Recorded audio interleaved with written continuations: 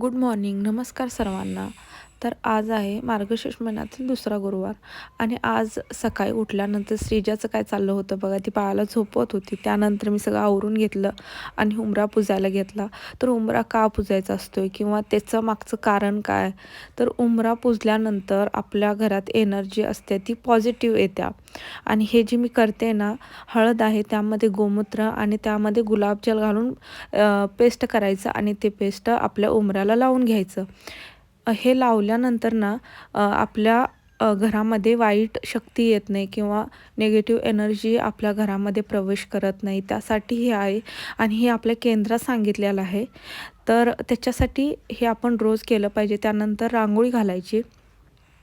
आता मी जशी घालते ना ते तशीच उंबऱ्यावर रोज रांगोळी घालायची आणि असं लेपन करायचं हळदीचं. त्यामुळं आपल्या घरामध्ये वाईट एनर्जी येत नाही. त्यामुळे ही खरंच खूप महत्त्वाचं आपल्या घरासाठी किंवा आपल्यासाठी करायचं आहे हा तोडगा. तर हे तुम्ही रोज करू शकता आणि हे करून झाल्यानंतर की बघू शकता की किती छान दिसतं उंबरा आपला आणि किती छान रांगोळी वगैरे घातलेली होती मी. किती छान दिसत होतं सगळं. त्यानंतर संध्याकाळी हे लवकर आले होते आणि उपवास होता माझा, त्यामुळे जेवण लवकर बनवलं आणि आज होतं नैवेद्याला हा मेनू. तर तुम्ही बघू शकता की किती छान आज पूजा होती की मार्गशीर्ष महिन्यातील दुसरा गुरुवार होता. पहिलं नैवेद्य करून घेतलं, आरती केली, त्यानंतर नमस्कार केले सगळी.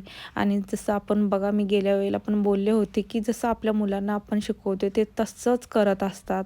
आणि हे नमस्कार करून उठल्यानंतर मी नमस्कार केले. तसंच माझी श्रीजा पण करत होती. बघू शकता किती गोड नमस्कार करायला लागले आणि माझ्याकडे बघते बघा कशी किती छान.